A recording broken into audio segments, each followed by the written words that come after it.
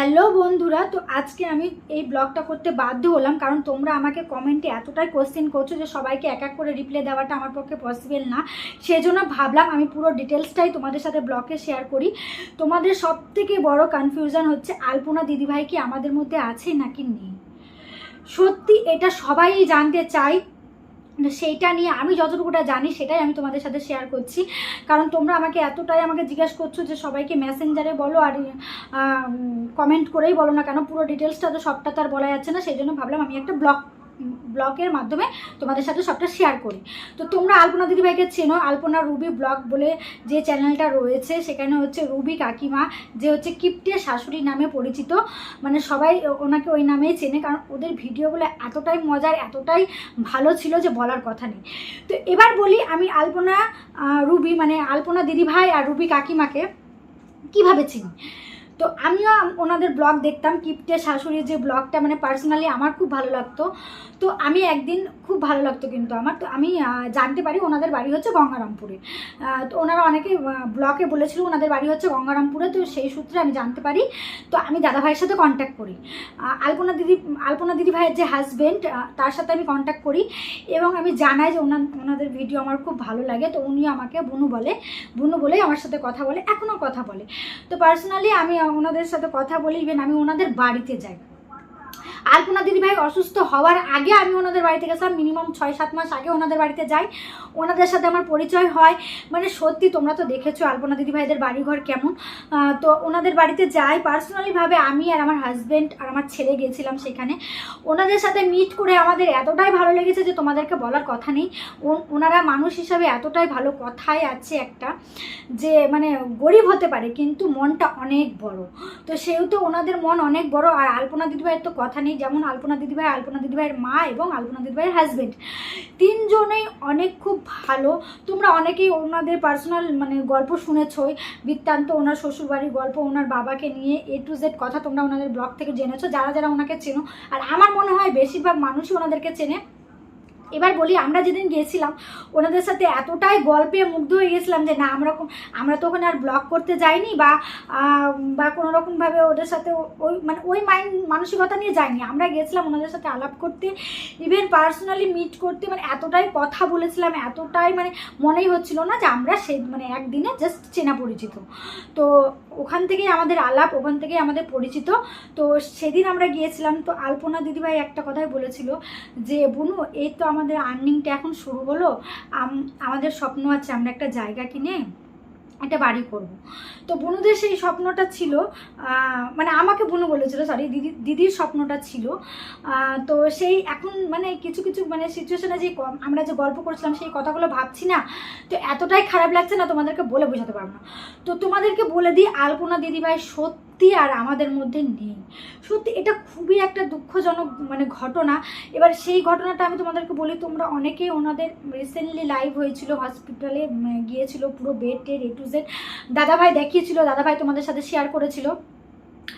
আলপনা দিদিভাইয়ের তো প্রবলেম তোমরা বুঝতেই পারছো, যে প্রথমে O পজিটিভ রক্ত ছিল, তারপরে হচ্ছে টেস্ট করতে গেছিলো, তারপরে এবি পজিটিভ রক্তের দরকার ছিল। এবি পজিটিভ কিনা সেটা আমার অ্যাকচুয়ালি এখন মনে পড়ছে না।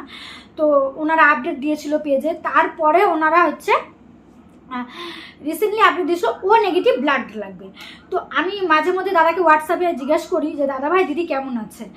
তো আমাকে বলেছিল যে দিদিভাই এখন একটু সুস্থ আছে। মানে আমার সাথে তো কন্টিনিউয়াসলি মাঝে মধ্যে আমি দিদিভাইয়ের খোঁজ নিয়ে থাকি, কথা হয়। তো দাদাভাই আমার সাথে বুনু করে কথা বলে, যেহেতু দাদাভাইদের বাড়িতে গিয়েছি আমাদের সাথে আলাপ পরিচিত হয়েছে।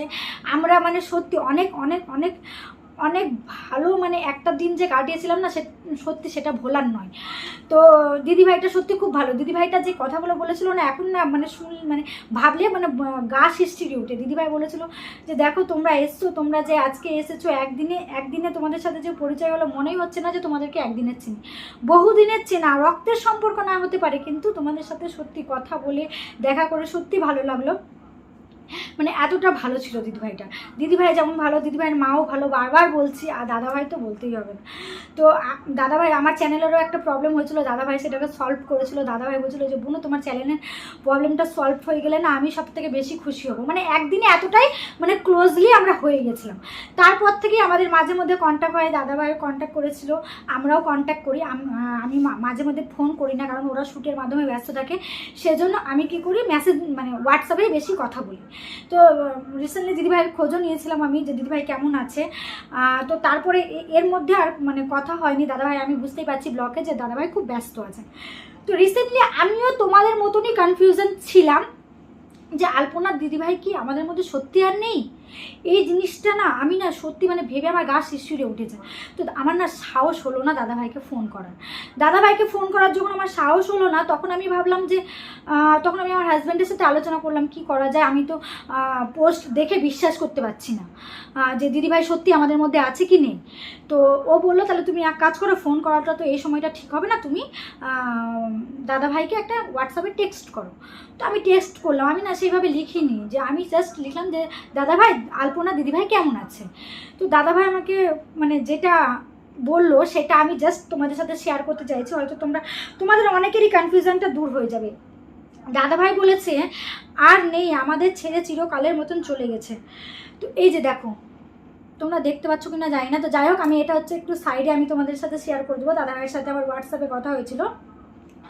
দাদাভাই যখন বললো তখন আমি জাস্ট শকড, মানে আমি পোস্ট দেখেছি, তারপরেও যখন দাদাভাইয়ের কাছ থেকে শুনলাম তখন হচ্ছে মানে সেই শকড। তো যাই হোক, দাদাভাইয়ের নামটা দেখতেই পাচ্ছ, আলপনা দি বলে সেভ করা রয়েছে আমার ফোনে। তো আমি তোমাদেরকে এই স্ক্রিনশটটা আমি তোমাদের সামনে দিয়ে দেবো। যে দাদাভাই আমাকে স্পষ্টভাবে জানিয়েছে যে দাদাভাই মানে দিদিভাই আর আমাদের মধ্যে আর নেই। তারপরে আমি লিখলাম যে কি বলছো দাদা, কি বলবো, বলছি আমি আবার জিজ্ঞেস করলাম যে এটা কবে হয়েছে, আমি তো সঠিক জানি না কবে হয়েছে। তো বললো যে কালকে সকালে হয়েছে। তখন আমাকে দাদাভাই বললো যে তোমার সাথে পরে 15 দিন পর কথা বলবো, আমি আর পারছি না। স্বাভাবিক কথা, দাদাভাইদের মানসিকতা এখন সেরকমই নেই। আর বিশেষত আমার তো কাকিমার জন্য খুব টেনশন হচ্ছে, কারণ কাকিমারও হার্টের প্রবলেম, হার্টের পেশেন্ট কাকিমা।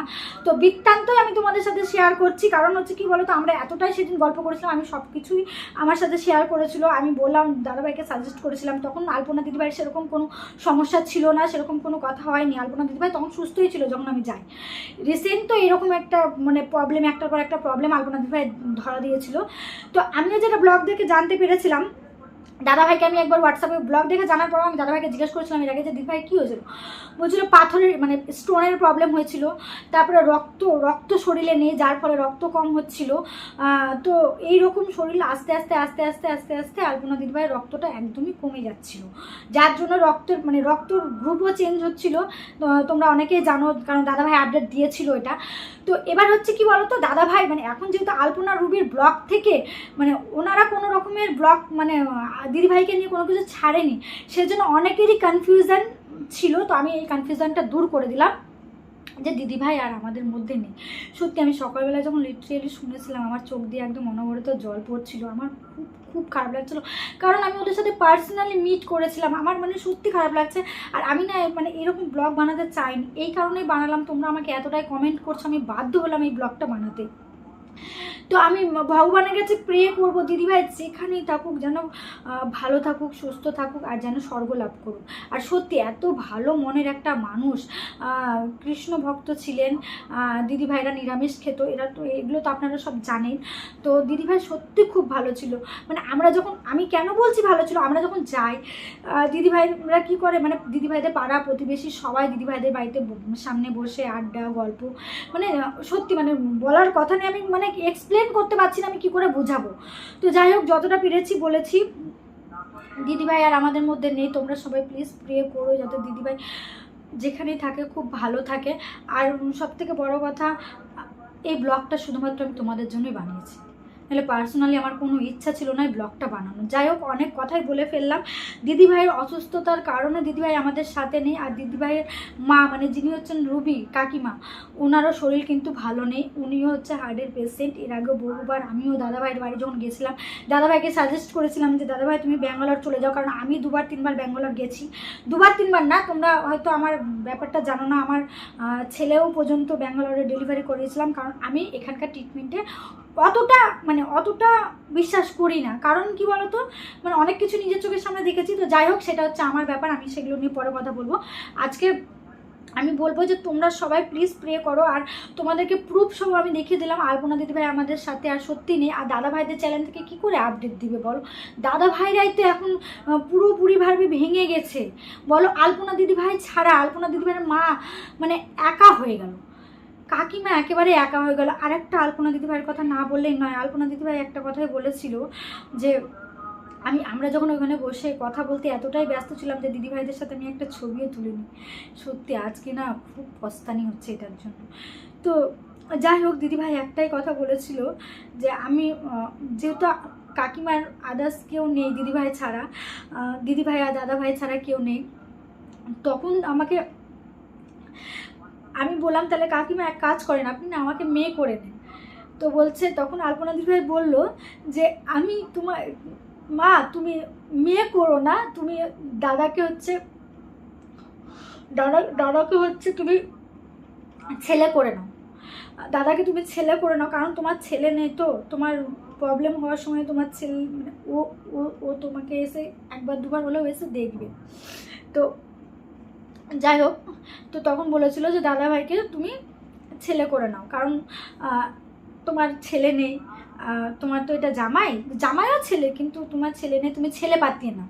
তখন কাকিমা বললো ঠিক আছে, তাহলে আজ থেকে তুমি আমার ছেলে। কিন্তু মানে দিদিভাই যে মারা গেল না, সত্যি আমি এটা জানতে পারলাম না। আমি এখানে দাদাভাইদেরকেও দোষ দিব না, কারণ কি বলতো, দাদাভাইরা সেই সিচুয়েশনে ছিল না যে আমাদেরকে জানাবে।